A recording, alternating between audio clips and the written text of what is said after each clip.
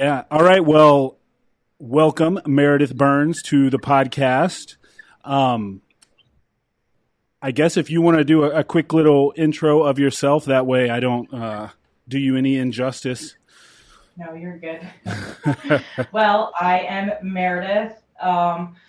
So my story's kind of long. I guess you could say, like, I'm very well known for having a very free spirit, and I don't like being told what to do. So I have a lot of life experience for being 32. I'm a Navy veteran. I'm a mom. I'm a coach, and I coach really like I coach nutrition and training, like the basic stuff. But my bread and butter is like the psychology aspect to everything. I really focus on like mental health and I guess you could say mental discipline and instilling that, especially in women. I really focus on women. I do have a few clients that are males, but I know just through like my past experiences, it's I feel like women are they're just a lot more different. Like when it comes to their body self image, them thinking that they're capable of certain things. So I've really dived into that.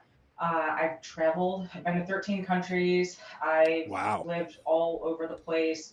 I've had issues with alcohol, like really bad issues. So I mean, just to sum it up, my life has been kind of all over the place. I came from a very abusive family, so and my bachelor's degree is in psychology. Like I absolutely am fascinated with psychology, the human brain itself, what humans are actually capable of. I feel like I just tapped into figuring out like how to utilize my potential, and I'm just in this really cool phase where I don't feel like I have a limit to what I'm capable of doing.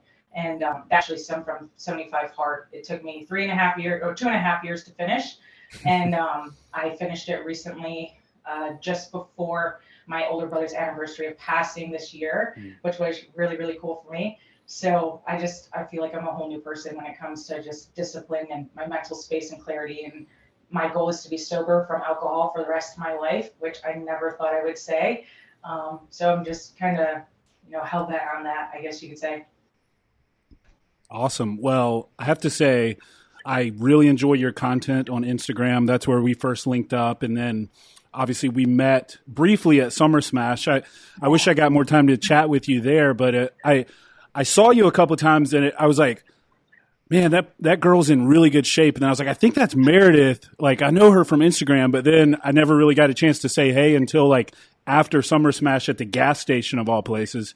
But Yeah. I was really excited to connect with you further. And like I said, your content is amazing. You are obviously, in incredible shape, and you've figured things out for yourself. And you can tell you have a passion for coaching. And I I find that just kind of listening to some of the things you were saying in your intro, I tend to gravitate towards people who have been through shit, and Yeah.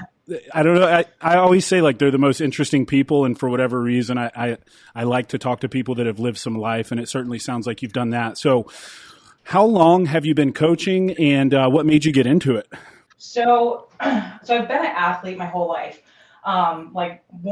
So it's funny. I was actually thinking about this like before we were talking, like my perspective on my past. Like I used to have the victim mentality. Well, I do this because my dad is an alcoholic. I do Yeah. this because of whatever, right? Um, so, I actually am really grateful for how I was raised. Like I said, I was an athlete. I played sports all year round. Basketball was my bread and butter. I wanted to go to college for it. When I was 17, I got kicked out of my house. I was honestly like a really good kid. I was your typical teenager. I just wanted to hang out with my friends. So yeah, like I did things that I probably shouldn't have. Um, We all but I do. had three jobs when I was 17. I still played sports, got good grades. But I got caught drinking my high school year. So, that like ultimately took away any chance of me going to college for playing basketball. And my mindset was like, I'm not going to stay in a small town, and the last thing I'm going to do is go back home. So I joined the Navy, and then I joined. I went through boot camp, got to my first duty station, and I got a phone call probably a couple weeks after getting there, and I got a call, and my older brother, who was my best friend, died suddenly. So, I mean, when you're 18 years old, 19 at the time, and you lose your best friend, like my resort was alcohol. So I went straight to alcohol. I had a problem with pills, Percocets and Vicodin, completely blackout. I honestly, like I tell people, I'm like 2009, I don't really remember because I was just numbing myself. But I had an amazing first class who I was working for, and he smelled alcohol on me. He knew I was underage, and he pulled me to the side. He's like, "You're coming to the gym with me at lunch," and he knew I would be hungover, and I was like, "No, I'm not," because I just don't like being told what to do. It's my personality, and so he was like, "No, it's an order. You're coming." So I ended up going to the gym, and he's like, "Okay, from now on, at lunch, you're coming to the gym with me." So it made me sober up because I didn't want to go to the gym hungover, and he beat my ass. So, that's kind of where it started. It went from one addiction to another, and I fell in love with the gym. I was training, like I would get up at 3 o'clock in the morning. I had a routine of doing 100 pull-ups, 100 push-ups, 100 sit-ups, run 3 miles, and that was my morning routine. Go to work. Then I would work out again. I would do bodybuilder stuff, and then I would go back to work. And then in the evening, I would do like CrossFit style training, and it was that religiously. Like I became they literally had a poster of me, the old poster, "We Can Do It." Mm-hmm. They had a poster of me in the gym because I literally was known for the gym on my ship. And then I actually, I was so obsessed. I just learned everything about bodybuilding, everything about training, everything about nutrition. I started actually really being mindful of tracking my macros while I was in the military. And then, mindful eating, all that kind of stuff. It was really hard because military food is like prison grade. So Right. I had to try to make it work. And then, after I got out, I started bodybuilding. I won my first show, like right out the gate. And then after that, I just didn't stop. But I got pregnant in between all my other shows. So then I had my son, and I told myself, I was like, you are not going to be the mom that's like overweight and can't hang out, like can't play with your kid. So within less than, it was about 6 to 7 months, I went from 230 to like 140 with Wow. abs. I was extremely determined. And then, I was just addicted. And then I qualified for nationals. And then I went to Team Universe in 2017. I didn't place really well. One thing, I've never been on anything hard. Like I've never injected anything into me. So, that was something I just took a lot of pride in because like genetically, I know I'm kind of a freak. I just know that I am. If I dial it in, I know I could do it. But I just didn't want to because I wanted to live a long, healthy life for my son. And there's not a lot of studies on females done with steroids and that. So I wasn't willing to go that far. So I stopped doing that. But during that time, I started coaching and training people around 2013. Okay. And I really haven't stopped. And I just have a passion for it. I played around with powerlifting. I got over 1,000 pound total my first meet. And I honestly, like, my body was starting to fall apart. I have really bad lower back issues, bulging discs, my knees cracked. So it's like, and do I still want to be able to play with my kid, or am I just going to go all ego and, lift heavy things for the rest of my life? So, I love it. Like, I love the human body. I think it's fascinating. And I love helping people. Like, the older I get, the more I look at it this way. God gave me, my life and my journey for a reason. And I want to share my life experiences with people. Like, hey, like just because you're struggling doesn't mean you can't watch what you eat. Like you got to stop using those excuses. Like same thing with alcohol. Like if alcohol is an issue, well, you got to take care of that issue. It doesn't mean you can't have it again, but you got to be mindful about it. Right. So, just having that mindset and I always have felt very drawn. I don't know, like I can never stop moving. I'm a very active person. So that's kind of where, my physique comes from, I guess you could say. Like I started at 19 years old. So, and I'm 32. And if you don't stop, like you're going to look a certain way. Yeah, absolutely. Well, so how many people would you say you're working with at present? Probably about like 60. Wow. I'm very careful with who I work with. I mean, I tell my clients straight up, I'm like, if you're not here to work, you got the wrong coach. Like, I'm not going to sugarcoat it for you. I'm not like, I'll hear your excuses one time and we'll come up with a solution. And if you don't execute on that solution, I don't know. I'm literally giving you all the answers. So it's a very mindset type thing, you know. I mean, believe me, I'm a compassionate person and I care, and my clients literally I consider them like really good friends. And that's why I started a group, MB training group, and there I every day I have a class. Like Mondays we work on mobility. Tuesdays is a nutrition based class, like we talk about micronutrients, like the effects of hormones and food, like literally in depth stuff. Wednesdays workout Wednesday, host a workout Wednesday. Thursday we talk about mental and spiritual health. So like, you know, setting boundaries, forgiveness, shadow work, you know, journaling exercises. Like I go real in depth and give people literally the answers to like, hey, these are tools that you need to use if you're struggling in this area. And then Friday, we're actually in my group, we read a book. We read a chapter a week, and then we have an open discussion on the topic in that chapter and the things that we learned. And we talk about how we can apply that, you know, into our life so we can become better people. Wow. Yeah, when I was younger, I always underestimated the importance of the mental aspect. And as I've gotten older, it's just become more and more obvious to me how much I need to work on. You know, you said shadow work, for example.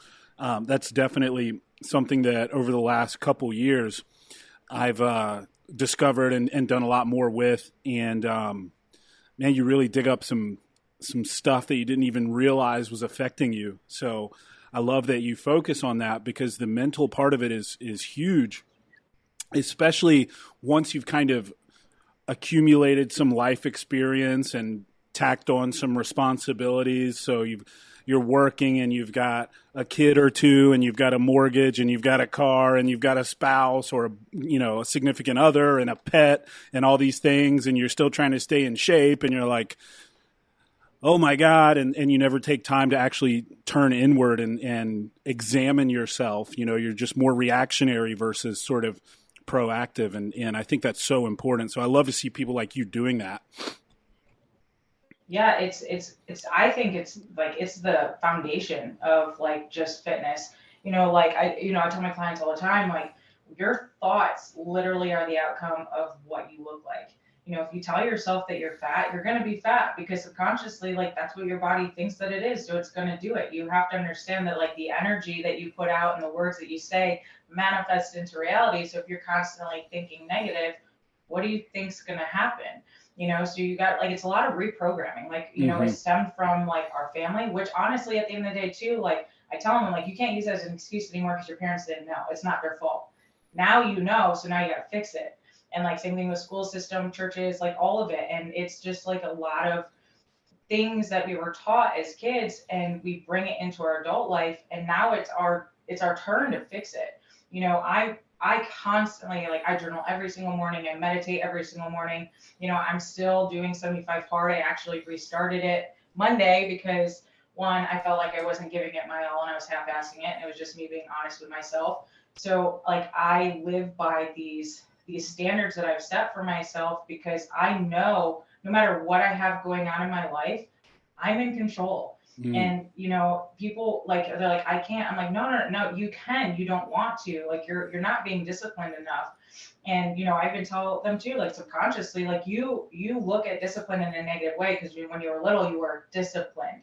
Okay. No, it's discipline is one of the best things you can absolutely do for yourself. Like people want to talk about self-love. Discipline is self-love. Like it's the absolute best thing you can do for yourself. And it dictates everything in your life, finances, your relationships, how you look, how you just view life in your own reality. So I'm very passionate about coaching that way. And the results I have been getting are like, you can't even, I don't know, you can't put a price tag on it. It's been awesome. Yeah, we basically agree on pretty much everything. It sounds like, as far as discipline goes and self love. You know, I hate this shit about sit around and fucking stuff your face and watch Netflix and treat yourself. Like that's not self love. You know, like if you really love yourself, take care of yourself, be the best self you can be, and that's mind, body, spirit, everything. You have to optimize the entire system, and you have to do it because there's other people that fucking depend on you, and especially if you're a parent and you come from some shit like you and I both come from less than desirable whatever. Everybody's got a fucking story, but like it's up to you to break the cycle. Like don't sit around, have a fucking pity party over it. And that's why I gravitate towards people like you. And I knew that I wanted to talk to you about this stuff. Kind of a random side note. I think you're in Virginia Beach, right? The Virginia Beach area. Yeah. Okay. I was born not far from where you live, actually, Chesapeake General Hospital. So kind of crazy. That's small where my world. son was born.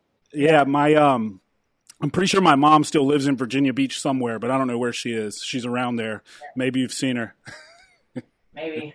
It's it's a small city. Everybody knows everybody. But I do keep to myself. It's just, I don't know. I have like my routine, and that's in my circle of people, and that's it. Yeah. I don't blame you. But yeah, it's just funny, small world. So I grew up a little further south. I jumped around a bunch of places because I kind of went from family member to family member. But Elizabeth City, Currituck, the Outer Banks, Camden. I lived a bunch of places. I was just like a vagrant fucking child. But so not too far from where you are now. Is that where you grew up, or are you from somewhere else? I'm actually from upstate New York, a small town called Newark. It's near Rochester. Okay. So, I hate snow. Like, I really do. And well, honestly, it's funny. I don't really think it's the snow. I think it's just like more than half the year is just like gray. And I need sunshine, and I love the beach, and I love like 4 hours away are the mountains. So like we're always on the go. Me and my husband, we actually lived in a camper last year for a while. And Nice. My mom and sister moved down, so we're living with them for now until everyone kind of gets their feet on the ground and figures out what they want to do. But we're definitely moving back into the camper, and like I cannot sit still. It's just not in my nature. Like I love traveling, I love meeting new people, I love being outside. So I'm like itching to get back into it. So yeah. So you're obviously a mom. You have a little boy, right? Yep. How is living in a camper with having a kid? Honestly, like he loves it. Yeah. He's been asking when we're moving back in, and so I'm huge on he doesn't get a lot of TV time. We don't have video games in the house. Good for you. I don't have a tablet. Like we are very active. Like we go watch the sunset at the beach all the time. We're always going on trails. We're always doing something that is outside. And I actually homeschool him. I took him out last year because with everything going on, I was like, nope, I'm not doing it. He regressed a lot in first grade.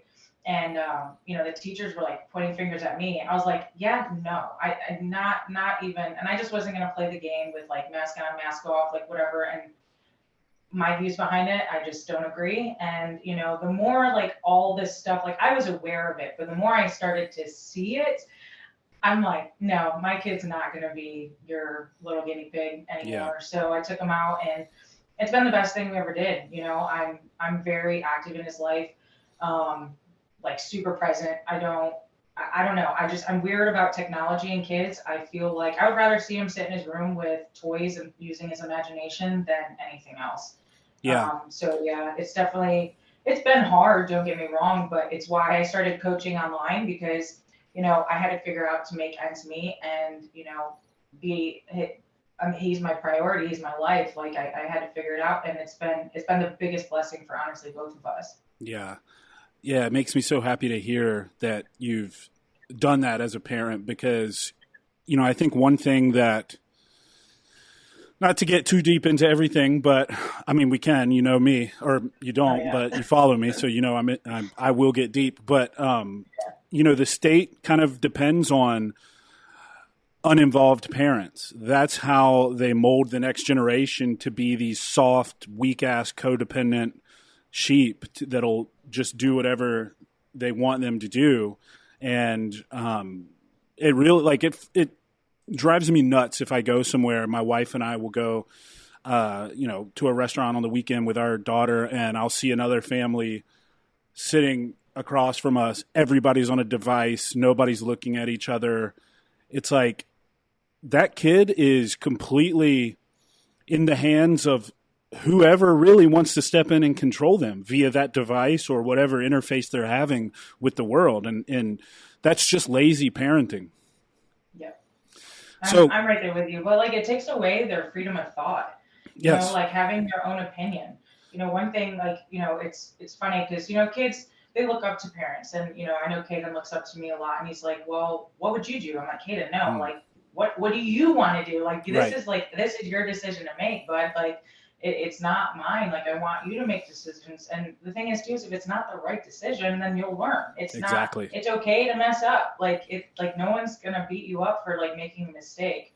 And, I mean, the way I teach at home, like I'm, obviously teaching him to read and write and basic math, but this year I'm actually going to incorporate like meditation. We're going to learn. He's obsessed with like the military, probably because I'm part of military. My husband's military, well, was. And then, his dad is in the reserves as well. So it's what he sees and it's what he knows. And his goal is to have his own military one day. And I'm like, you want to know what, buddy? Who am I to say it? Because maybe you'll save the world. I don't know, Yeah. And like honestly, like it's the sky's the limit, and that's how I teach him. And we have a garden, like teaching him how to garden, like basic, I like love it. what you need to like. He knows how to change a tire and change oil. Yeah. So it's I think it's really important, and I just teach him things that I wish I learned when I was little, because then he's just gonna like jump like way past everyone when he gets older. And even something as simple as meditating and focusing on breath work and all of that. So it's like I said, it's a lot of fun. It's hard. Don't get me wrong. It's one of the hardest things I've ever done. Homeschooling and being around my kid 24/7. Like I do need a break, but I wish more parents would do it. Yeah. Just like you see kids and they're honestly, in a way, you're setting them up for failure. That they have to learn how basic communication skills. Like that. It's not even heard of. I actually taught for a little bit, before the lockdown, down here in Norfolk, and it was like these kids are so out of touch with reality. Like they don't even have their own opinion. Like they're just like spewing what they see on social media, and I would question them and make them think. I'm like, do you really believe that? Like, or are you repeating what someone told you?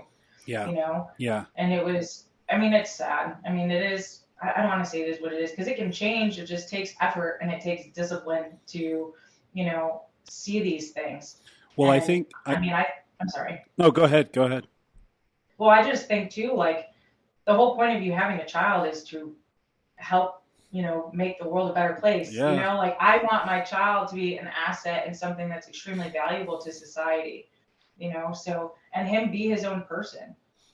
Yeah. So, yeah. So a couple things there. First off, I'm so thankful that there are parents out you raising sons to be men that are capable, because I have a daughter and one day she's going to look for a life partner. So thank you very much. And also, another thing I would say is I really think there's going to be a bifurcation of essentially, there's already a bifurcation, right, in this country, essentially right and left. We're super divided. It's unfortunate because really the institutional elites are controlling all of us or want to control all of us. But that notwithstanding, I think that there's going to be those parents like us who focus on things like meritocracy, hard work, learning how to be an effective, efficient, independent human, and we teach our children as such. And then there's the other parents, the ones we were just kind of describing, and the whole participation trophy mentality and all of this BS. Essentially a quality of outcome versus a quality of opportunity, and then putting in hard work to earn your keep. And look, as long as the state of society is still a free market, open marketplace, our kids are just going to kick their asses. Yep. And that's how I look at it. Like I'm raising a winner. Like I am, That's it. and and it's sad. Like, I think we are so detached from like our primal instinct in a way too, you know, like it's we're tribal. Like, we're supposed to have communities. We're not, and not in a sense of like division, like one tribe's better than the other, but like you're supposed to find your people, come together and create and build off of that. That is going to benefit the other tribes. You know, it's all like trade. Like, you know, we used to trade instead of use money back in the day. Like, Right. and it was all based on a skill set. You Yeah. know, so I mean, it's such a weird. I mean, I have this conversation all the time with like my close group friends. It's just such a weird time to like be alive. Like, It really is. watching people just be like, you're supposed to, you know, walk and move every single day. You're supposed to work out. Like those things are, you have, like, those should be like, that should be common sense.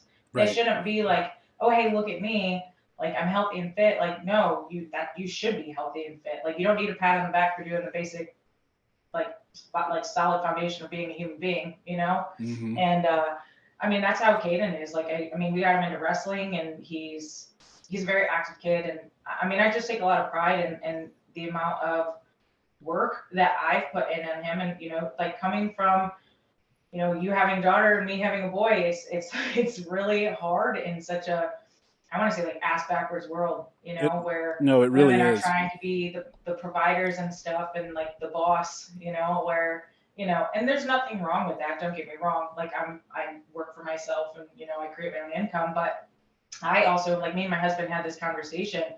The women in the family, like, keep the family grounded and rooted, and they support, you know, like, it's like the men go out, hunt, fish, gather, and then the women, you know, hold the house down. And, you know, when men do come back from work, you're there to support them and be there for them and help them, you know, not be so reactive, and be like, hey, you know what, maybe instead of like reacting, let's like think about this, come up with a solution, and then we'll take action. Yeah. And, you know, because I mean, I do that for my husband. We have talks like that all the time. And it's just a strange, I don't know. I look out in the world, and I'm like, I don't even know what to make of it sometimes. No, I don't either. And it's odd because it's almost like, I know it's been gradual, but it also at the same time feels like the blink of an eye, and all of a sudden it's super weird. And I think it was because for the longest time, rational minds sort of ignored the noise because we just assumed it was this small little subset of society that was the weird blue hair freak that, you know, just wait until they get into the real world and then they'll wake up. And it's like, no, actually, they got into the real world and then they got into positions of power and started making decisions, forcing this down our throats. And so it's not a good thing. But I think that, to touch on your point of how it is such an ass backwards world right now, it's also, I have a lot of hope and optimism because the technology we have has brought together a group of people. Like, I get to talk to you and meet people like you and everybody that I know through First Phorm, and Andy, and everybody that, like, you know, Sean Whalen, who's been on the show, guys like that,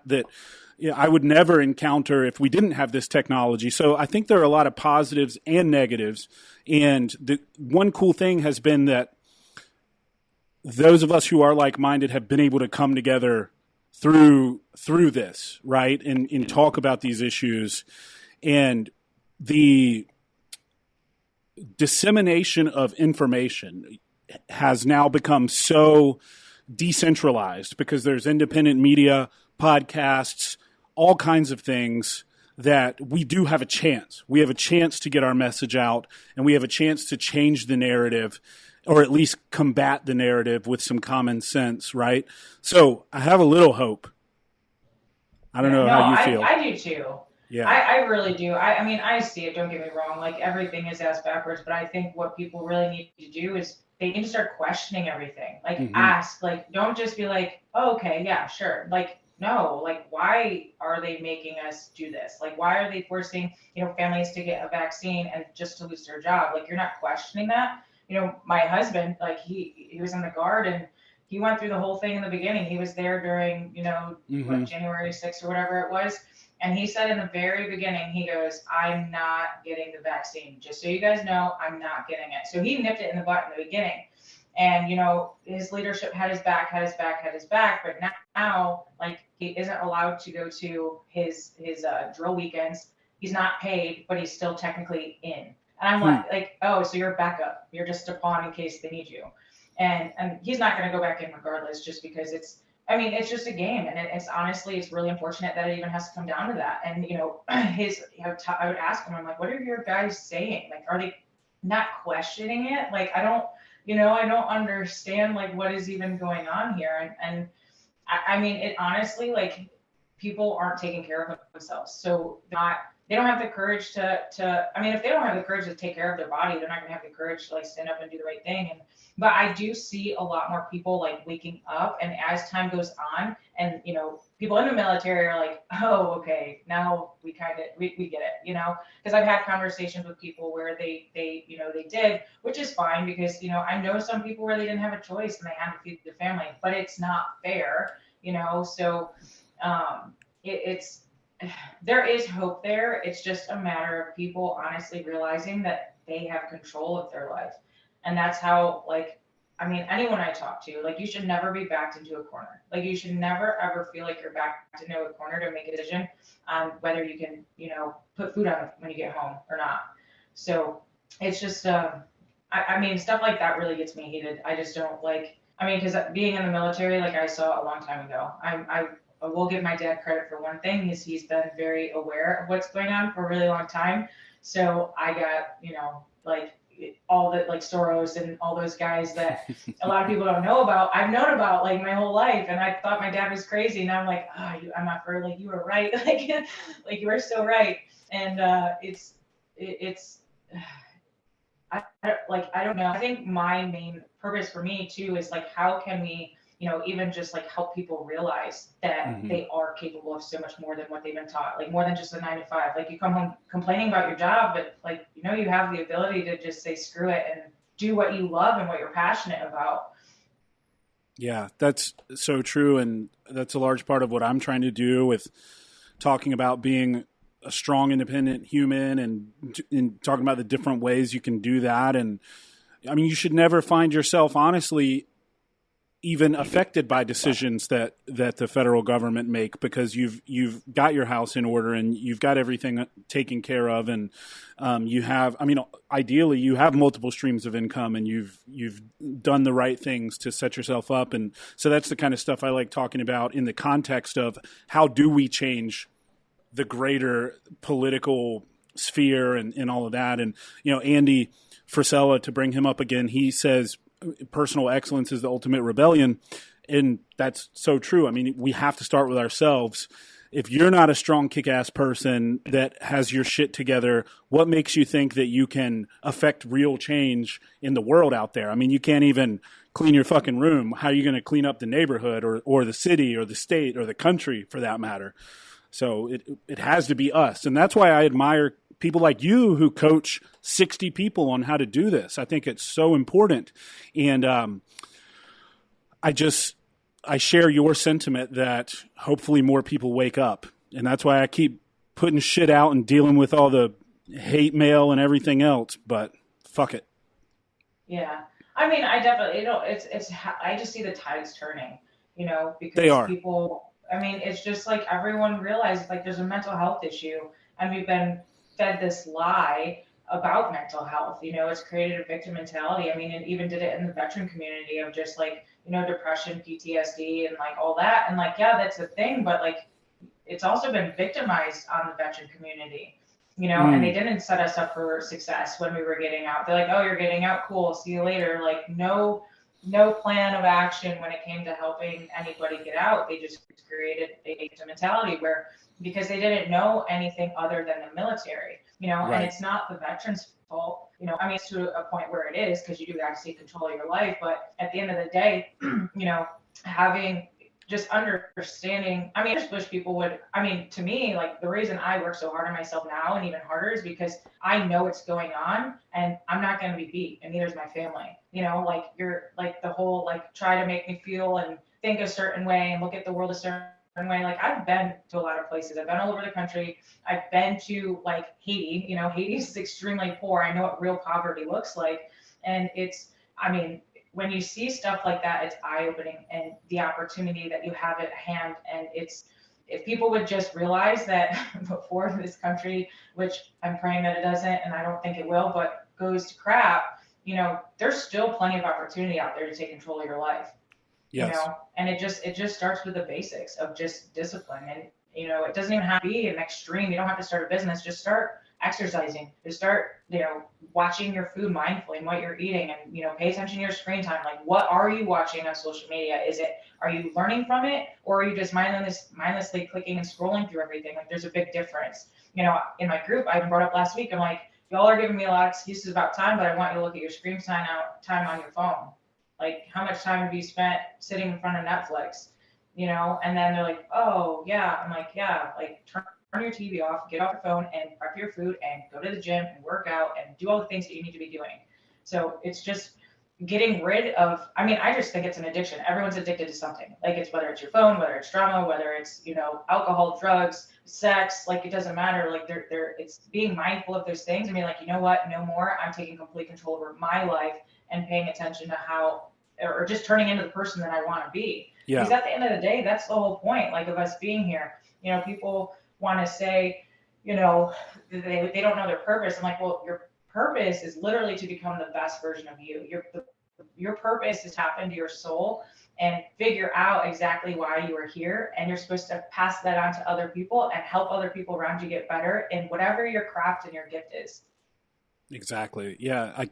I couldn't agree more. And the time thing drives me nuts. I actually, yesterday I had to go, kind of an emergency. I had to get a new external hard drive because the one I have like just shit the bed on me. So I ran over to Walmart really quick and I was picking up a hard drive in the electronics section. And the girl that was working in the electronics section, I had to get her to open the case for me to get it out because it was locked up. And she's like, oh, you look like you work out. Do you work out? You know, that whole thing. And I was like, yeah, you know, it's really important. I train 5-6 days a week and here's all the stuff I do, whatever. And then she goes into, man, I really want to work out, but I just don't have time. And that just sets me off when people say stuff like that. So next thing I know, I'm like lecturing this poor girl in the Walmart electronics section about how to manage her time and prioritize her health and stuff. But it's like, it's so true, man. Because I made her tell me, I was like, all right, what do you do with your day? Walk me through your day. Tell me how you don't have time. And it's like, literally, she had her job and she wanted to have a social life and that was it. And I was like, let me tell you about what I fit into a day. You know, it's all about perspective and giving a shit. Like I was like, look, and this again to this poor girl in Walmart, she was probably, I don't know, 20 years old. I was like, you don't really care about your health if you can't make time for it. It's just, but it's so true, man. People need to hear this stuff. Yeah. And that's another thing too. Everyone's worried about everyone's feelings. Like, you know, I've had conversations with people. I'm like, I'm giving you tough love right now. And at the end of the day, I'm not responsible for your feelings. You are. And if you are getting offended by what I'm saying, but deep down you know it's true, maybe you should take a look in the mirror because Exactly. you know, the universe is your mirror. Like the things that set you off and make you mad inside or agitate you, like that's when instead of reacting, be like, okay, why am I feeling this way? And then like figure it out. Be like, you know what? They weren't wrong. You know, maybe I should go to the gym. Maybe I should prioritize like myself. Well, that's the thing too, is people don't realize like they think it's selfish. Like it's not a selfish thing to take No, care of yourself. It's actually the complete opposite. it is the You know, I opposite. can't tell you Yeah. how many times people are like, well, it's really selfish to go to I'm like, it's what? Like you have kids. Do you want to live a long life? Yeah, okay. Well, I think it's selfish that you're not taking care of your body so you can live as long as you can for your children and, you know, set the example and make sure they live a long life. It's so, like I said, there's a lot of stuff that's asked backwards, but I do think people are starting to realize it. I mean, you see it all over social media, people going from like one extreme weight loss to, you know, being super healthy, which is it's inspiring, you know, and I'm super grateful that at one point I was 230 pounds because guess what? I'm never going back to being 230 pounds ever again because it's not fun. You're really insecure. Your cognitive function is crap. You're depressed. You're victim mentality. You don't feel like you have control. You're always worried about what other people are thinking. And that's where confidence comes from. Like, and everyone's searching for that confidence within themselves. But confidence takes a lot of work. It's not an affirmation where you're just one day like, I'm confident. No, you have to work for being confident. Yeah, you have to achieve something worth being confident in. You Yeah. know, it's, and that's why I have empathy for people who are extremely obese. You know, and I do. I have a ton of empathy, but I don't have sympathy because you you you you know what you look like. You know what needs to be done, and that's why I have a lot of issue with this. A lot of aspects, at least, of the body positivity movement that says, healthy at any size. Well, I mean, scientifically, that's not true. Like you're not healthy at any size. I'm sorry. There's an entire body of literature out there that says otherwise. So stop saying this bullshit and stop lying to yourself. I think you can be obese and beautiful. Like I've seen beautiful women who are overweight, but you're not healthy. There's a very big difference. And if you want to, like what you said, have energy, have improved cognitive function. I mean, it's not even about just looking better. That's like number 10 down the list of benefits, right? Like you actually get better at, if you're an accountant, you'll be sharper and better at your job. I mean, there's no downside to getting in shape. Yeah. Well, there are some absolutely beautiful women they're overweight. There's some good looking men that are overweight, and then they preach confidence, but No, I'm then, kidding. you know what I mean. But I'm just kidding. beautiful souls, you know what I mean? Because there's Yes. some really good men like they're attractive because they're just funny and they're very intelligent and they're good people, right? So like the thing is too is like what I've noticed is because you scroll through social media and you come across especially the women who are trying to promote this body positivity stuff, and they talk about being confident, but as soon as someone attacks them they react, Yeah. and they're very defensive, and I'm like, dude, I've been called like I look like a dude since high school because I'm just genetically a freak. And guess what, I'm at that point where I'm like, I don't care, like it just whatever. I Yeah. don't even, I just like delete block, so like there's no, and that's a difference, like that's confidence in itself. You don't react, like, you don't react to someone's like lower energy or lower negative whatever they're trying to project onto you, where if you're really, if you were confident you wouldn't react and try to justify the way you look is being confident. Exactly. So, and there's just like so much, like I mean they have like manipulated and just like distorted our English language so much with so many different like definitions and whatever, like it's like no one even knows what anything really actually means anymore by definition because it's been so miscued. And I mean, it's honestly sad, and it really upsets me, especially like in the females. Like I just personally feel like women have been attacked like over and over and over and over and over again with so many different things, and it's not even like, believe me, I'm not even from like a feminist standpoint. Like I'm the furthest thing from it, but with attacking their heart, like, and because women are very nurturing, they're very caring, like that's us by nature, that's what we're designed here and to keep the world grounded and caring place, but they're attacking it in a way that is setting them up for failure. And to the point with this body positivity thing, like they're not going to live a long life, and that's not okay, and for someone to glorify that, I think is disgusting. I it, agree. it's it's insanely wrong. I'm not expecting girls to go out there and get super shredded and jacked, but like watch what you eat. Make sure you're staying hydrated. Make sure you're, less processed foods, and pay attention to your hormone balance. Go get your hormones checked. What are you putting in your brain? Are you actually being present with your children and your husband or your boyfriend or your friends? Stay away from alcohol and drugs. Like all these things that it's the cool thing to be like the party girl. I've been the party girl. It's not a cool thing to be the party girl. You're setting yourself up for the potential for you to even be successful. Yeah. And especially with, like I said, the body, that honestly, that area right there really annoys me because I know what it feels like to be attacked for the way that you look. Even coming from a fitness standpoint. But for someone to be unhealthy and really not feel good about themselves and be attacked and it's being promoted, that's it's gross and it's really not okay. Yeah. And even further, they're going to live a shorter life and a less fulfilling life. I mean, it really is awful. And you talk about the attack on women, and it's really from a lot of different angles, because now you have this entire sentiment of like a woman doesn't even the word woman doesn't even mean anything anymore, because now if you identify as a woman, you can be one. And you even have, I don't know if you saw the clip of the Berkeley law professor who castigated the senator from Missouri for just asking a very simple question about women's reproductive rights. And this is someone who's been to all the top colleges and got all the fancy degrees, and she's calling a senator a transphobe for just trying to figure out what the heck a woman actually is.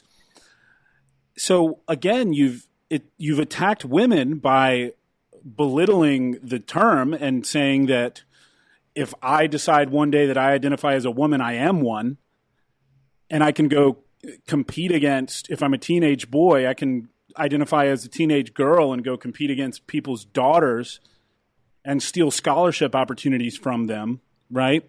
And I can win Time Woman of the Year if I'm a trans woman, and so on and so forth. And like you said, people fought so long to get certain rights for women, and then the so-called third and fourth wave feminists are now the ones who are trampling all over those rights because they're afraid of offending a trans person. Yeah. And that to me, like, coming from an athlete, like if I had to deal with that in high school, I would have lost my shit. Like imagine you have to compete against me in like a powerlifting event. I know. Give me a break. Right? It's crazy. Or like freaking like MMA, like you might die. Oh, yeah. Like, are you like, honestly, like think about it. Like we're just so genetically different. Like, and that's beautiful. That is beautiful, yes. Right? Like, and it's become taboo to even say that, yes. Which is absurd. I mean, look out, like we're animals, okay? Like, and that's like one thing I wish people would get through their head is like, we're human beings, yes, but we're animals. Like, look out in nature and how nature runs. Like especially the very intelligent mammals, right? You like, okay, so if you follow me, I'm obsessed with like orcas and whales and stuff. Mm-hmm. I have been since I was a kid. But like one of my favorite things is like they're extremely tribal. They have their own dialect, they have their own ways of hunting and everything. And the grandmother always leads the pod. She keeps them grounded. She teaches them how to hunt. The males protect and they provide. They go out and they bring back food, or they work together, whatever, right? And they're not having an argument whether you're a boy or girl in the pod. You know what I'm saying? Like it's like there's a role that we play, and to me it's just I just think there's a lot of underlying issues, and because of the mental health like epidemic here in our country, like it's getting worse. And the fact that they're pushing it on children, like children they eat dirt, or they should be at least. Like, you know what I mean? Like they don't know what they want to be. Like stop pushing all this stuff on these children. They have no idea what they want to be, because when they get older, like the suicide rate is probably going to go through the roof, and it's just, it's crazy that we even have to have a discussion about what a boy or a girl is. Yeah. And, men coming in, and they are men coming into a women's sport is by far one of the most degrading things I think that you could do to a female. And it's not fair. It's not even right. And genetically, like literally scientifically, you cannot, I don't care how much estrogen you pump into your body, you will always be more superior than a female. And it's so, I don't like it. So I get so like weirded out talking about it, because I can't even believe like this is even a topic today in 2022. I know. It's insane. And you have the prison issue where they sent a trans woman to this prison in California, and she got two women he got two women pregnant. Yeah. It's like, come on, guys. Let's use our brains here. Biology is a thing. It's existed forever. We're a sexually dimorphic species. That means that men and women are very different. And I'm sorry, no matter how much you want to play make-believe, this is real life. And it has dire consequences. And like you said, I'm really afraid that once the children of today become adults or even older teenagers, you're going to see suicide rates skyrocket because Blair White, who's been on the show, she's a trans woman, but she's very outspoken against this stuff. She does a lot on her YouTube channel with detransitioners, so people who transition and then regret it, and oftentimes it's because they're pressured societally when they're young, so they transition, they chop their breasts off and identify as a boy, and then they become a teenager and they regret it and they want to be a girl again, but they've cut their breasts off. And now they're depressed and they'll never be able to be who they were born as, right? It's an awful, awful thing. And to this whole field of gender affirming pediatrics is disgusting. It's disgusting. They're telling 6-year-olds, oh, if you identify as a girl even though you're a boy, then let's go ahead and facilitate that with puberty blockers. And what? My 5-year-old in the past week has been a mermaid, a Pokemon, a puppy, and a kitty. Like, these are fucking children. Yeah. Yeah. It takes away their youthfulness. It takes away their purity. Like, it really does. Like, you should not be having any conversation about sex, like, other than boy, girl. Like, let them make their own decision when they're adults. I have no problem with that. We live in America. You should be able to do whatever you want. But, like, having it even in the education system is wrong. Because I feel like, right, if you, in your heart, feel like you need to transition, you're going to figure that out when you're older. And that's when you make the decision, not when you're a child or even a teenager. Honestly, like, maybe not even until you're a little bit older into your mid-20s. Yeah. Because you're still figuring out a lot of stuff. There's a lot of life changes, a lot of like societal things that are going on. But just like the pressure to fit in, there's so much division. I don't even think anyone knows where they belong. Like, they just want to fit in. They want to have friends, and it's sad. It really is a really sad topic because it shouldn't even be a topic. Right. Kids should be kids. The only thing that they should worry about is, like, when they're going to play with their friends or when they can go outside and get dirty and play in the dirt and, like, just be children. Like, use their imagination, but for imagination that is going to benefit them in the long run to help them be creative and really tap into exactly who they are. Yeah, it really is sad. And the really messed up part, though, is that even for this conversation, we're bigots and transphobes and horrible people. And the public school system is largely on that side for the most part, which that one boggles my mind because I think that in general, so I've thought a lot about this and I've tried to figure out why the hell your average teacher across America would even think about encouraging any of this. And it has to be a combination, in my opinion, of two things. It has to be a combination of incompetence or just general low intelligence as well as compassion. So someone who's, maybe I'm wrong about the first one, but in general, elementary school teachers are very compassionate people. They want to be compassionate, and somehow it's gotten in their heads that if they don't push this stuff, they're not compassionate. And I don't know. It boggles my mind. I don't know what your thoughts are on that, but something has a lot of these teachers willing to push this bullshit. Well, you got to think, like, especially, like, even our generation, right? Like,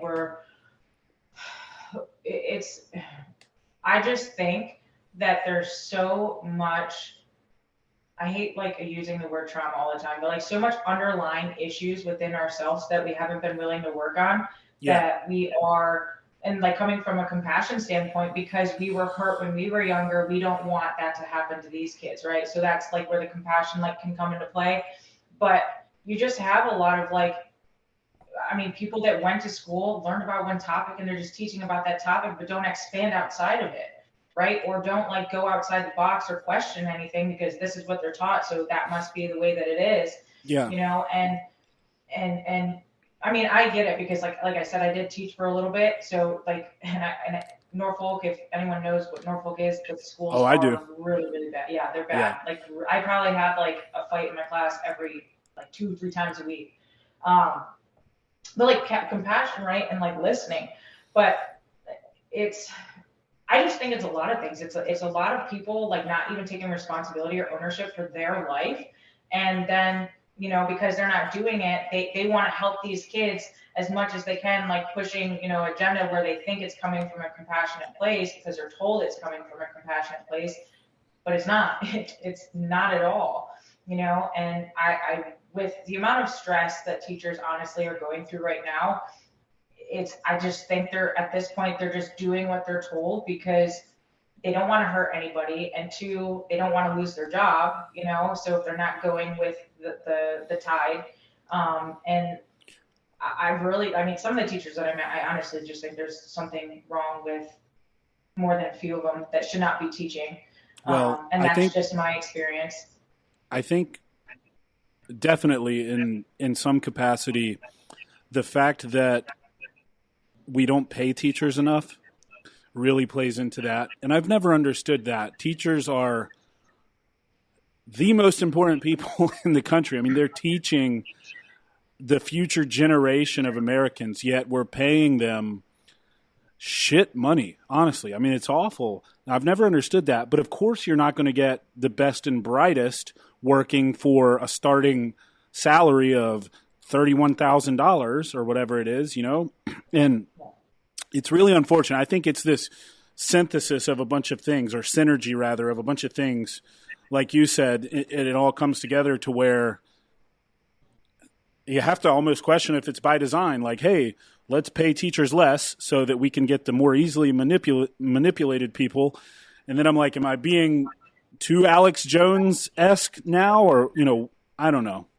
I honestly don't think so. I think it's 100% been done by design. I really do. Just like I said, like when I was teaching and being around some of the teachers, I'm like, like what? Like, what are Yeah. you, why are you even here? Like it was just, I mean, one, they're just chasing the retirement and the retirement's not even that great. And it's just, I mean, honestly, like it's a very, like if you show up to work, like you're going to get paid. It's really hard to get fired as being a teacher because one, because it's so underpaid, it's no one, people that like really want to, unless you love teaching and you love kids, right?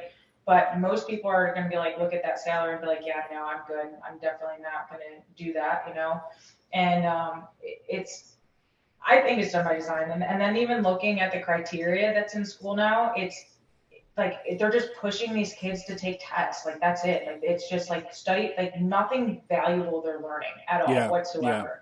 And like Common Core, the cool thing about that was like if a kid raised their hand and questioned it, then I could teach like how, if someone was like, oh, well, my parents, something like, yes, okay, we are going to teach you how your parents taught you. Like, because then like it was complete, like it was the okay button. And then I was able to teach how math was supposed to be taught. Yeah.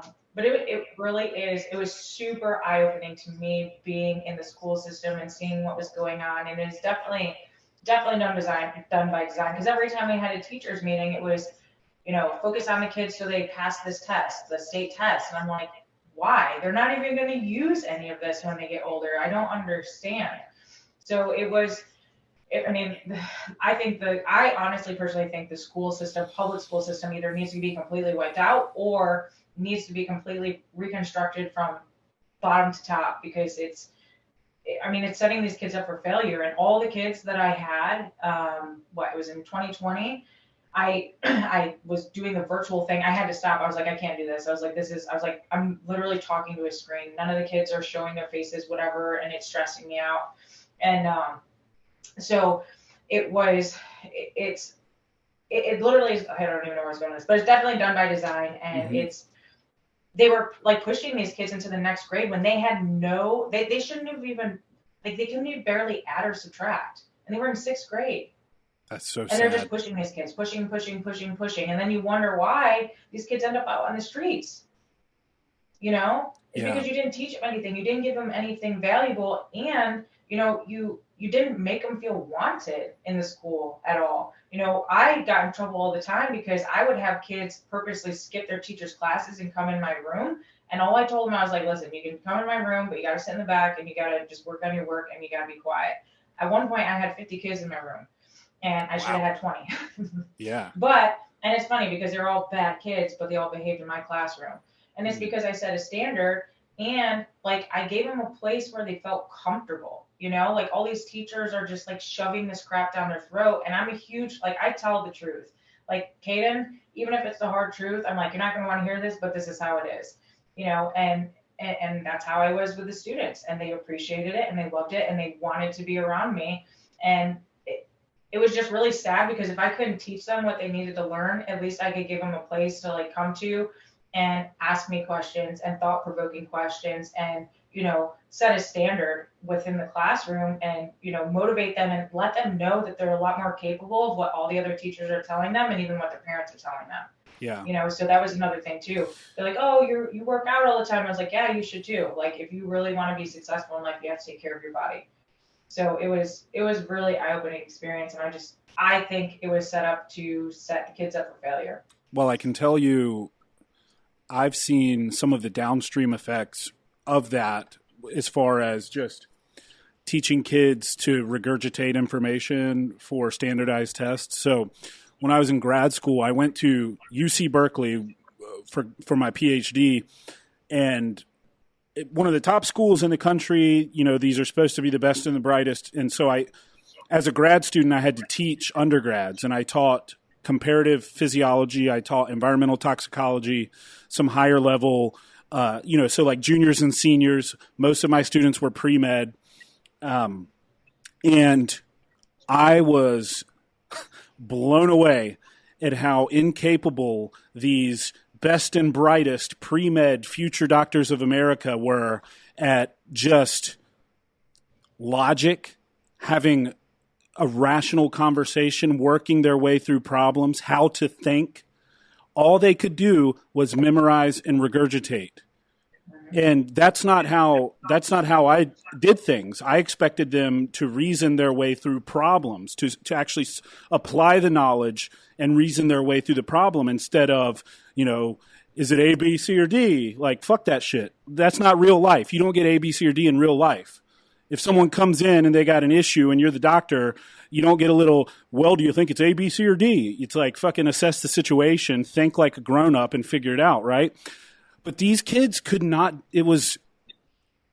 I was blown away. It was awful. But that is the downstream effect of standardized tests in primary and in high school, et cetera. And also, I've thought about this a lot lately because I've thought to myself, how is it that so many doctors are complicit in a lot of these just ridiculous vaccine policies, and they seem to be so disinformed about the efficacy of the shots and what they actually do in the body. They don't understand the mechanism through which the spike protein can cause issues downstream. Like all of these things that I would expect, like, I don't know, a junior biochemistry student in undergrad to be able to do. And it's like, oh yeah, these are those same kids. They're doctors now.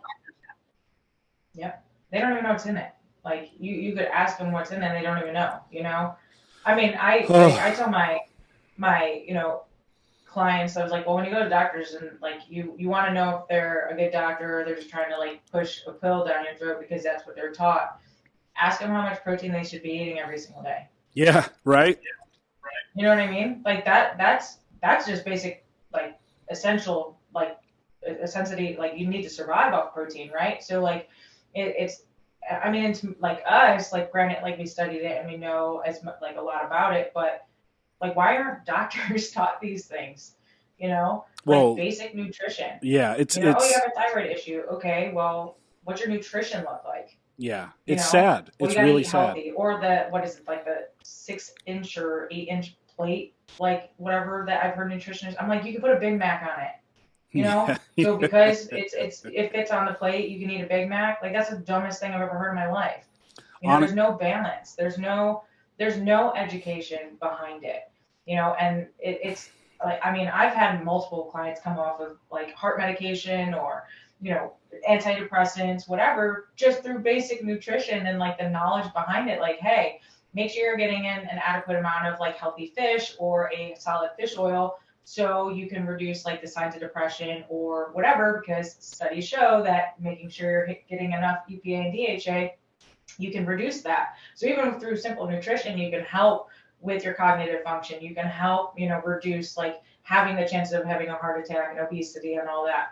And you go to a doctor and they're like, here's a pill. Yeah. Like, no. It's sad. And you can't help but think, because again, whether it was intentional or not, the net result of all of this has been just creating these easy to control, numb brained, just it's, and even the doctors. I mean, again, like there's a reason so many doctors were just like, wear a mask, take the vaccine.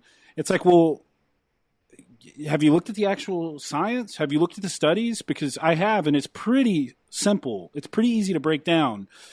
And I had a conversation actually with a general practitioner about this, and he was like, no, I just, if I looked at that stuff, I'm sure I'd get pushback from the whoever his employer was. He didn't own his practice. He worked at a large place. And I'm like, okay, dude, so you're choosing to be ignorant because you're afraid of ramifications for your job, but you're doing that at the risk of people's health. So it's just, man, it makes me really mad. Obviously, this is why I do what I do, but it's like so insane. You expect your doctors in a society to be these people who operate by a standard, by a code of conduct. And if not your doctors, at least your scientists, right? And I still have a lot of scientist friends from when I was a scientist, and I've talked to them about the issue over the last couple years because they obviously see me speaking up and everything I'm saying.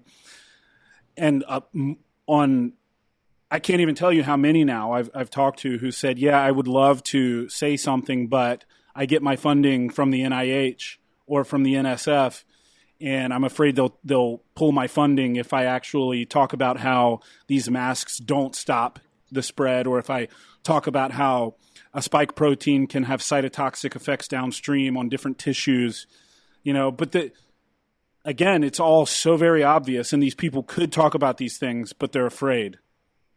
But the thing is, too, is they don't even realize that there's so many more of them that actually like know that it's wrong. That Exactly. I mean, to me, I'm like, why don't you all get together and like stand up together? And all you need are a couple, because if the couple start doing it, then more people are going to start doing it.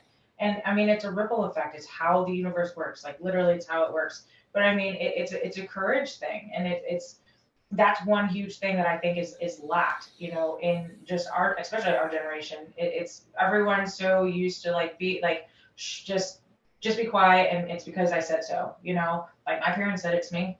It's Yeah. because I said so. You know what I mean? Like, no, it's not because you said so. Like, why? If Caden is, getting upset because I told him he can't do something, I'm not like, because I said so. I'm like, it's this, this, this, and this, and then this is like, I give an explanation. And then he's like, oh, okay, makes sense. Yeah, because And that's also going to help teach him how to think. yes. Yeah. And for himself too, right? Right. Or honestly, even they ask a question, why? Like have the courage to be like, okay, well, you're telling me this, but why? And it's everywhere. Like the whole like the doctor thing it really does upset me, because if the doctors just got together at the end of the day, it would most likely really end, because if the doctor's like, okay, well, we're not going to put out this vaccine anymore. Like if all the doctors, and doesn't have to be all of them, just the ones that know what it's doing and Yeah. know what the potential side effects are, they just all stop. Like what are they gonna do? I don't understand why it's so hard to just do the right thing, because it is the right thing. You signed up to save people's lives and help people with their health. Like that, you chose that profession, so do it. Exactly. Yeah, it's blows my mind. But you put it perfectly, and I think that it's applicable across society. Why is it so hard to just do the right thing? And I think that that's why people like us gravitate towards brands like First Phorm and people like Andy, and there are people standing up for doing the right thing, but it's really sad that there aren't more. There should be a lot more. And No, yeah, I mean, no, go ahead. I'm sorry. I was just going to say, and it's fear. That's all it is fear. Yeah. Well, fear is the lowest vibration, and people don't understand that either.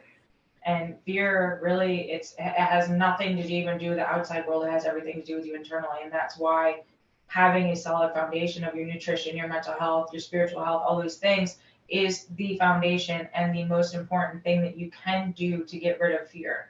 Because once you do get rid of it, you don't like, and it's not even you not caring, it's you just know who you are, and you Mm-hmm. know what is right. You know in your heart because you trust yourself. You build a trust within yourself to stand up and do the right thing. And even voice it. Not even just necessarily do, but not even be scared to speak. Be like, you know what, that's wrong. Like we need to stop doing that because that's going to have a detrimental outcome if we don't stop it now. And it's just the like you said, fear is definitely, I mean, it goes with everything. It goes with business, it goes with success, it goes with like, your family, your mental health, like all of it.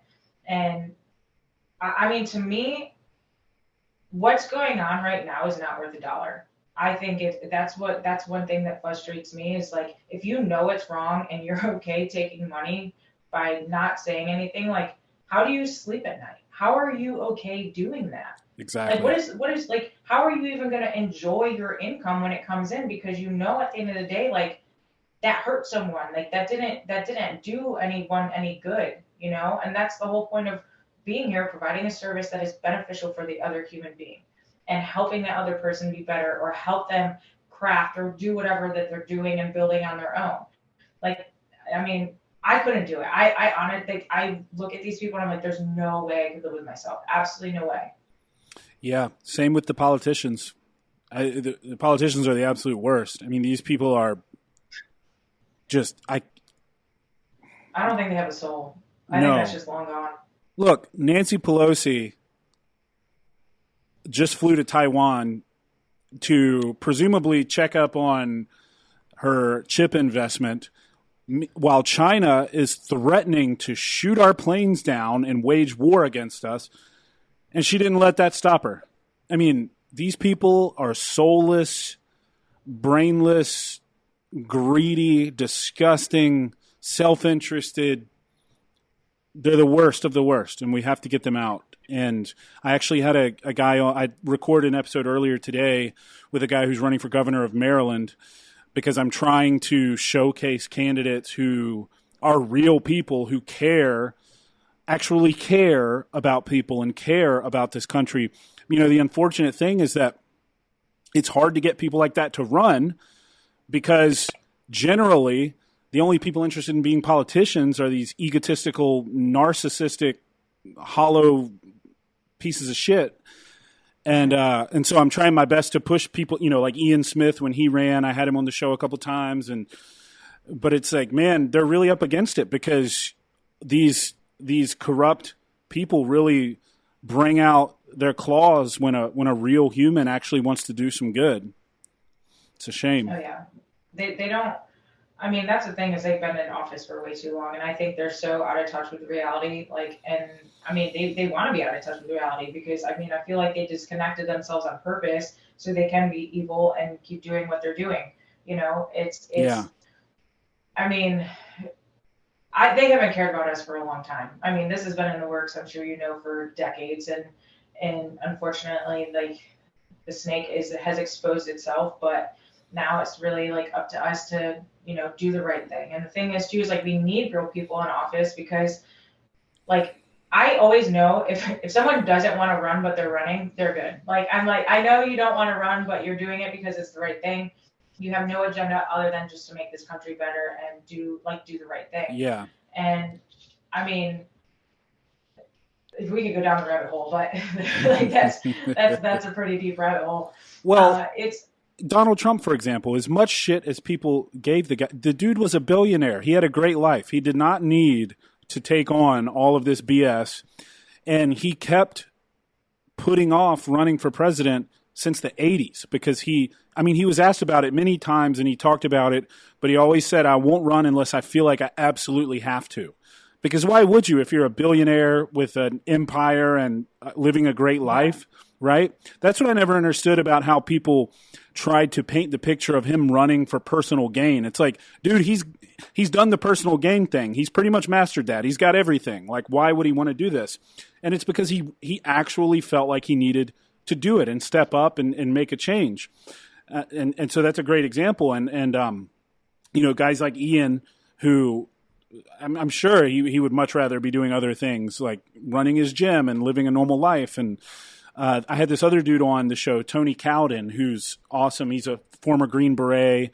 He lives down here in the Carolinas. And he was just so fed up with our district, or his district. It used to be mine. I used to live in eastern North Carolina, that he felt like he had to run because so many people were just taking advantage of the system and fucking the people over. And he's like, trust me, dude, I'm retired from the military. I've got a bunch of land out here. I have a great life. I don't want to go to Washington, D.C., but if I don't, who's going to? And you're right. That's the kind of people we need. Yeah. So maybe you should run. I don't know. I would, that's playing with fire. Like, I don't know how that would go. I know, because just like, I mean, I'm not scared of like saying how I feel or like, the truth. Like, I'm not scared of calling people out. That's what we need. My husband jokingly has said that he's like, you should run for. I'm like, see, I don't know if they want that. I don't know. It's. I mean, I'm definitely getting to the point where I'm really tired. I've been to school board meetings. I've said my piece. I mean, I'm actually not even considering. I'm actually going to start getting a little bit more involved in that, just because I don't like where the school system is at. Like, it's we shouldn't be talking about sex in school. Like, and it's there's so much that has to be changed. I mean, sometimes it's almost confusing because there's so much crazy stuff going on that you're like where do you even start? Right. You know what I mean? Like, how do we even like okay, I know we got to start at the bottom, at least like the school board and then like the mayor and work our way up, but we just live in such a like it's so confusing sometimes, when it comes to like where to even start. Like, I have thought about it. I've thought about even running for school board. Do it. I mean, I think it's a matter of me just doing it, because I don't like, I mean, I'm like, I just want to be left alone. I want to do my thing. Like, I just want to coach people. I want to be with my son. But at the end of the day, like, I also don't see people stepping up to the plate.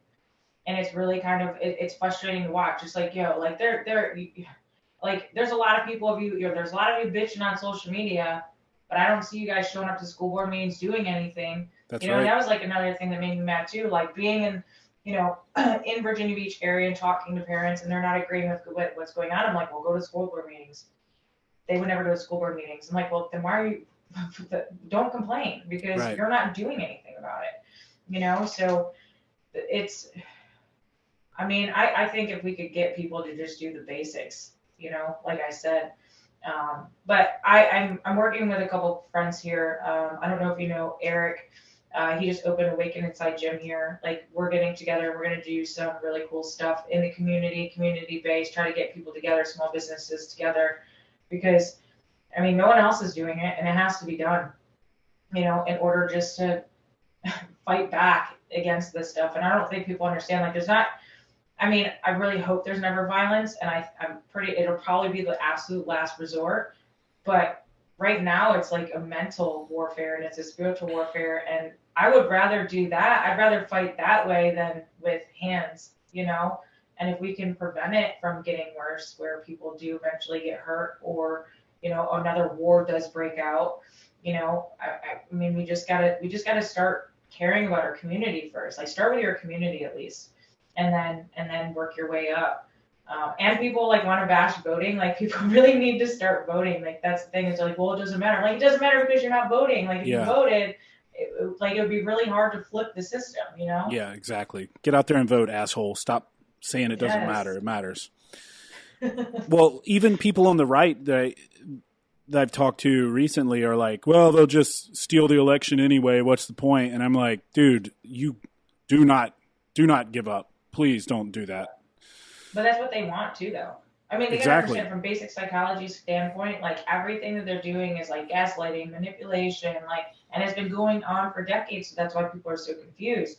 But they don't want you to show up. They don't even want you to show up for yourself. So if they don't want you to show up for yourselves, obviously they're not going to want you to show up for the polls.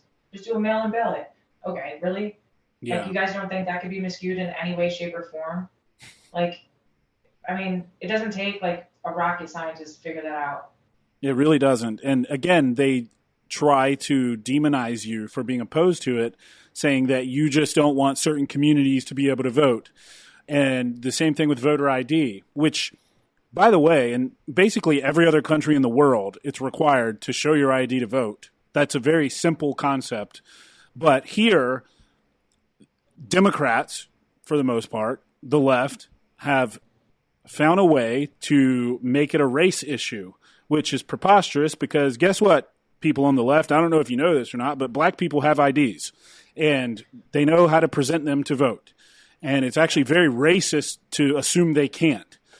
Yes. And that's what I've never understood about it is like, do you guys realize what you're saying? Like, have you ever met a black person? They have ID. They're a normal fucking human. Stop acting like there's some dummy who can't like get an ID to go vote. It's all exactly like you said. It's all just gaslighting and manipulation. And there's everything that they push enables cheating. It enables fraud, and to not see right through that, people are so brainwashed. Well, that and it pushes more division. Like Yes. They're constantly dividing. Like they're creating new sexes to like and gender types to create more division. Like you know what I mean? Like stop. Like there's no like we're human beings. The only thing that you can divide is a boy and a girl. That's it. Like you know but then again like men and women come together and become one and then they create life. Like it's if I just look at it this way, whether it's left or right, because I think they're both all sides got to go. I think they're all trash. Like it's if they're pushing division or anything in a way that's like negative and not bringing people together in the United States of America, like there's an issue. Yeah. United States of America. There's a reason that our country was the way that it was, and the reason it was founded on the way that it was. You know, it was to unite everyone, whether it was to have all cultures, to have all races, to have everyone, you know, feel like they had a place. You know, and now because there's so much division, no one knows where to go. They have no idea where to go because the right is just as fucked up as the left. Like, and it's completely ass backwards. And as soon as I don't even care what they identify with when it comes to politics. If there's any division that comes out of their mouth, I'm like, you know what? You're not for me.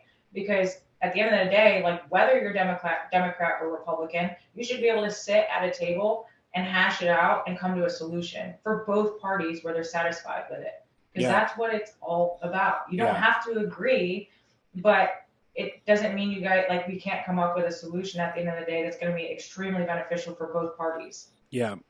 Look, this is what I got attacked for and went viral for, was literally saying we can disagree and still be friends, because I truly believe that. I mean, in a way, that's, to me, the definition of a mature adult. And yes, there are plenty of things I disagree with and I think are not what we need in this country. But if that happens to be your belief, I'm not going to discount your value as a human. And I think that that's essentially where we've gotten, is if you disagree with me, you don't matter. You don't count. You're dead to me. And it's really sad. And I hate to see that. And the answer is more communication. We have to we have to talk about these things. And look, as someone who hosts a podcast, and I know you've talked about having your own and doing a show, I have tried many times to get people on who disagree with me, specifically people on the left, because I do happen to lean right with a lot of what I believe. If I were pushed to define myself, I would say a libertarian, but really just, I mean, I hate labels because I believe in things on all different, it depends on the issue. Like I hate saying I side with this team on everything, because there's other areas where I don't side with them. So anyway, but I've had, like, let's say someone who attacks me online because I don't think men should beat the shit out of women in MMA. And I'm like, okay, well, if you don't believe that men and women are biologically different, come on the show and let's talk about it. Bring your sources and I'll bring mine. But I hope you're ready because I will be. And I can't get, people don't want to have conversations. They don't want to have the tough conversations in a civil manner. So I just wanted to put that out there because I believe it to be the solution, but it's very hard to get people to do that. And I don't know how to do it. I don't know. I've invited so many people on.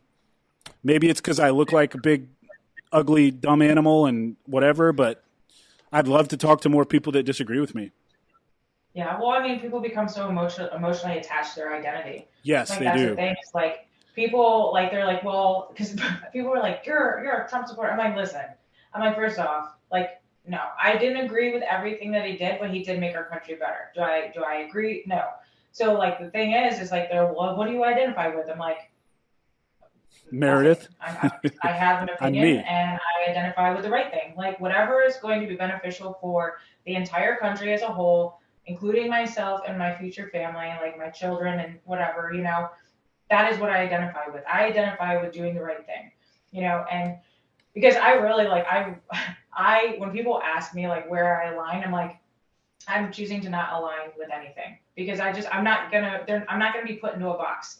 Like, right. I might agree with some of what the right says. I might with the left. I might right down the middle. I might it doesn't matter. Like, as long as it's the right thing and it's good for this country, that's what I identify with.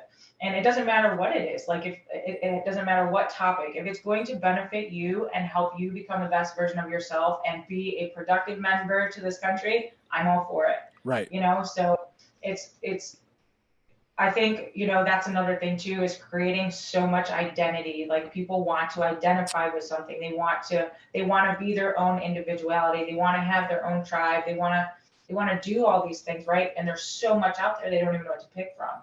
So, I mean, it really is hard having a conversation with someone you disagree with. I mean, honestly, I've always asked, I don't talk first when it comes to someone I don't disagree or agree with. I'm like, so I'm really interested in your perspective. I just want to hear it. And they'll tell me, right? And I'll keep asking questions. And I'll just ask questions until they kind of figure out that where they're going isn't the best direction. I just make them think. And eventually that usually leads to a really good conversation because then they're interested in my perspective. So humans by nature just want to feel heard, and I think that's why so many people are crying out about their beliefs and stuff is because they haven't felt heard the most of their life. And now there's all these categories where they can feel heard in, and, they just overly exert their emotions because they don't know how to control them. Yeah. I think that's a good way to put it. And it's really going to be tough to make any progress unless we can at least come together and identify as Americans. We should at least be able to do that. But unfortunately, there's a really anti-patriotic push in the country as well. And it's very odd because it's pushed by a lot of our politicians. It's like, dude, why are you a politician here if you hate America? And it's gotten to a point where I've had people tell me that they're offended by all the American flags I have in my content and stuff. And I'm like, why? we're the largest, most successful multicultural experiment in democracy in the history of the world. It's the best place ever to live, period. Why are you offended by what represents it? They don't even have enough life experience. Like, go fly overseas and see how it is overseas. Exactly. Like, no, like, you will get killed for just being gay in overseas in the Middle East. Like, it's like, especially women. Like, women like to show off their bodies in America. Try showing off your body over there and see what happens. Right. You know what I mean? Like, they're out of. I mean, I think Americans are really out of touch with reality and struggling. Like, we've had it really, really, really easy. These past couple decades. The poor people here, like, Are it's, fat. Don't get me wrong, like, a lot of them I do have a lot of empathy for them because they are mentally ill, right? They took away the insane asylums. I can't remember what year, but it wasn't too long. I mean, it was, oh God, I think it was in high school. So I remember my dad talking about it and being like, oh, well, here goes the homeless population booming. Yeah. And, but really at the end of the day, like, I lived in Orlando and the homeless people got to chill outside in the sun all day. And if they wanted to, they could go to the beach. You know what I'm saying? Like, they don't have it that bad here. And getting food wasn't that hard for me because by nature in America, a lot of people do care, so they would buy pizza. I bought, homeless people multiple times pizza when, I was working in downtown Orlando as a bartender. And you don't get that in Haiti or, No. other countries. Like, kids have never even seen a Snicker bar in Haiti, so it's all perspective, and it's honestly, we've been coddled so much as a country and ungrateful, like, truly a lot of, like, not even being grateful for the things that we have, even though, I mean, having a cell phone is a privilege. Like, you have no idea how grateful you should be just to be able to have a phone. Yeah. And that's where a lot of issues I think stem from is it's just like that entitled, spoiled mentality and not really struggling.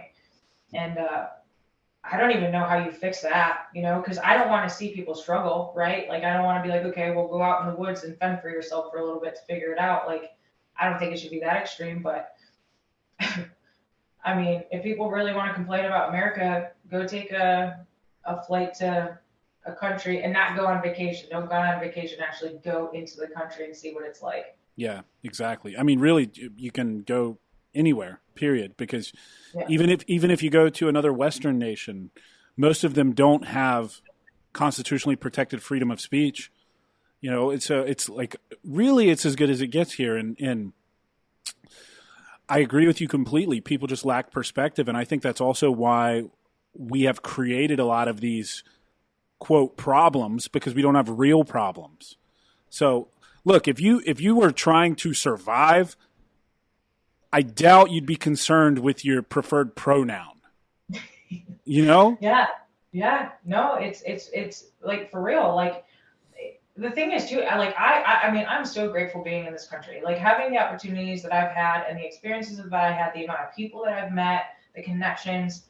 You don't get to do that, and especially just being able to be authentically yourself.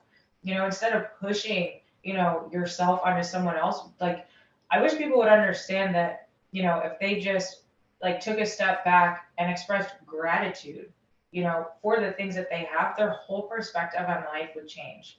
Like, everyone struggles. Like, that's probably one of my biggest pet peeves is when people try to, like, out struggle you in the past. I'm like, yeah.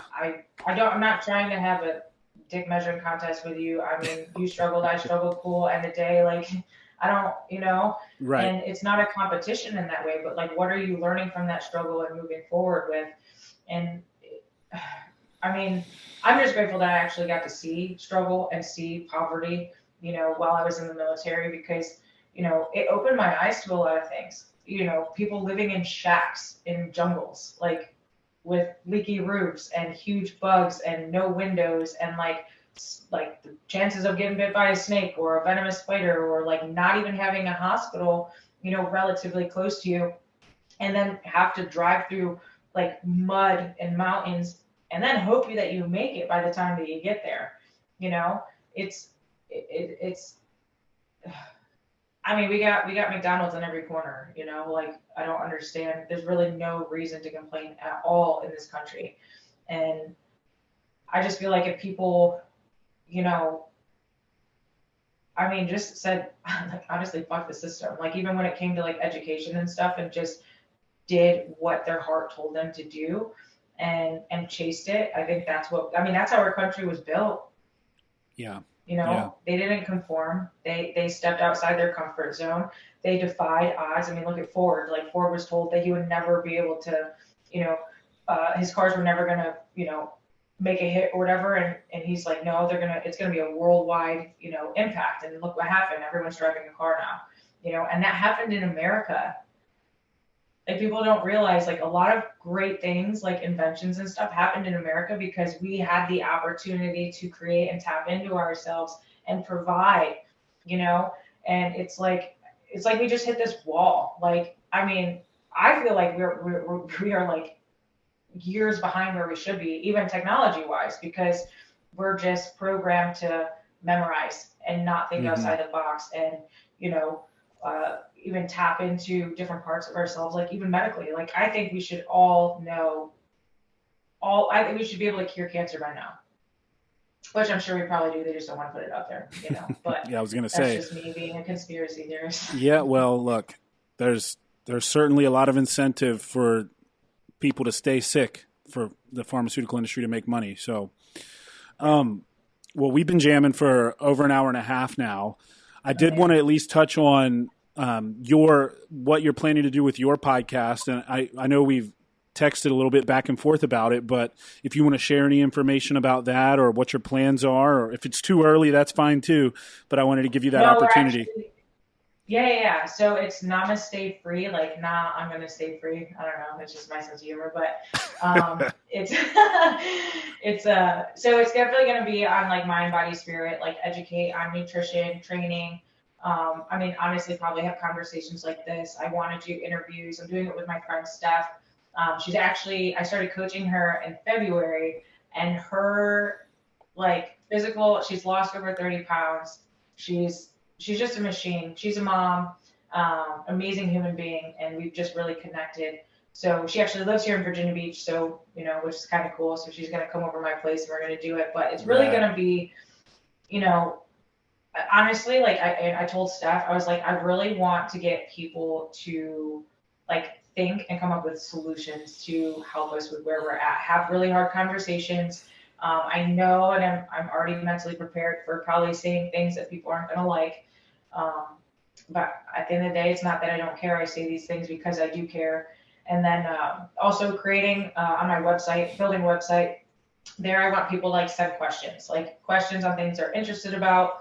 Even interview people who do listen to the podcast, so we can have one-on-one like Zoom calls and talk, and really just make people just connect more, and get people very interactive and share their ideas and their thoughts. And I don't know, I just really reach out to community and get people to think and like talk about hard conversations like you, whether they agree with me or not. I would love to have a conversation with someone who doesn't agree with me. But it should be launching. We're actually going to record this week, hopefully have 3 to 4 podcasts done, and then launch the next week. So nice. this is something that I've been scared of doing, but I can't get it off my mind, and I know because it's scaring me and I can't get it off my mind and need to do it. So I'm really, really excited about it. You're going to be good at it. I can tell. So just do it. I mean, I don't know. I just feel you get better as you go. Like that's another thing too. Oh my God. Yeah, I'm gonna suck at first. Dude, my early, it's like so cringy when I listen to my early episodes, and I'm sure a year from now, maybe I'll listen to this and be like, God, I could have done such a better job on Meredith's episode. But you know, that's what it is, and you just fucking do it and learn from it and keep going. And so in the meantime, people, what should they go follow you on Instagram to kind of keep up with when you're going to be launching and all that stuff? Yeah. So my Instagram, that's pretty, I don't use TikTok or anything like that. I'm very much just an Instagrammer. But Meredith Burns, it's MEREDITHBURNS with 5 S's on the end. So that's where I am. That's where I post a lot. And then, I'll be actually tomorrow, her and I our meeting, and then we were going to put out exactly when we were going to start launching it. And it'll be on iTunes, Spotify, all of them, SoundCloud, whatever. Launch it from there. And I'm pumped about it. I'm really excited about it. Hell yeah. Well, you better have me on as a guest eventually. Oh, we have a list of people we want to interview. You're on there. Yes. Yeah. I'll make sure I put your Instagram handle in the description so people can get all the S's and know how to get it right. But Meredith, I really appreciate your time. I know you're a busy person. I want you to know that I appreciate people like you and what you're doing. And it's such a breath of fresh air to see free-thinking, hardworking people that are actual individuals and are raising the next generation to do so as well, because I think that's truly the answer to a lot of our problems in this country. And you got to fix yourself before you try to fix the world. And you're a great example of that, my friend. So thank you. No, definitely. Thank you for having me. I followed you for a long time. And when you asked, I was like, oh yeah, absolutely. It's going to be, even my husband was like, it's gonna be a good podcast. I was like, I think it was really good, and I think you're going to do a great job with yours, and I'm excited to watch you grow. And everybody listening, check out Meredith and everything she's doing. If you like what I do, you're going to like her. And until next time, everybody, keep your minds free.